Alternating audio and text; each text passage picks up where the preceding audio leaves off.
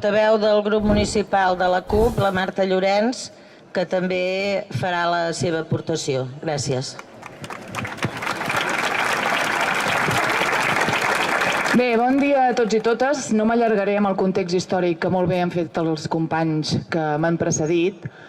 Amb tot això, doncs, hem de tornar a dir que, malauradament, si tinguéssim una república catalana, avui seria un dia normal per tots i totes nosaltres. L'Ajuntament estaria obert i les nostres vides, doncs, seguirien d'una manera normal.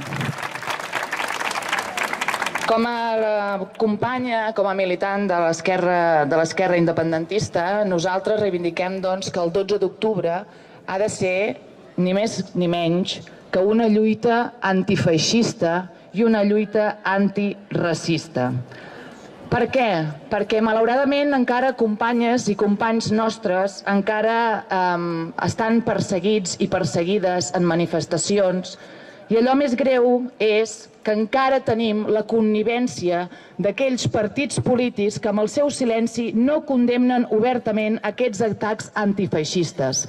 Us recordo que ara, avui, després d'una moció aprovada a l'Ajuntament, Reus és una ciutat considerada antifeixista i antiracista, però també us he de dir que avui encara el govern d'aquesta ciutat, liderat per República i Independència, com es fan dir PDeCAT i Esquerra Republicana, encara no s'han pronunciat obertament en suport a aquelles persones que se'ls ha iniciat un procés judicial per arrencar les plaques franquistes, aquelles companyes del CDR que l'altre dia estaven als jutjats i encara no s'han pronunciat. Per tant, això encara diem que les institucions i els governs de segons quin tarannà encara mostren connivència amb aquesta causa.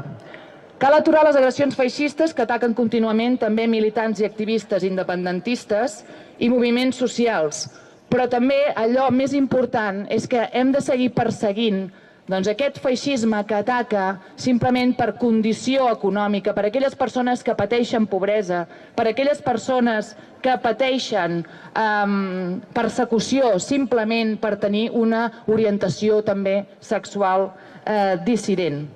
Per això hem de continuar entre totes i totes construir i lluitar per una república on entre totes i tots hi tinguem cabuda, que no se'ns discrimini ni per llengua, ni per origen, ni tampoc per diversitat, simplement que sigui una república en què es preservin els nostres drets polítics, socials i econòmics. I com ho hem de seguir fent? No hi ha més que denunciar el feixisme, no hi ha més que assenyalar el feixisme i no hi ha més que organitzar-nos col·lectivament per intentar fer front a aquest feixisme que encara en els nostres dies és present.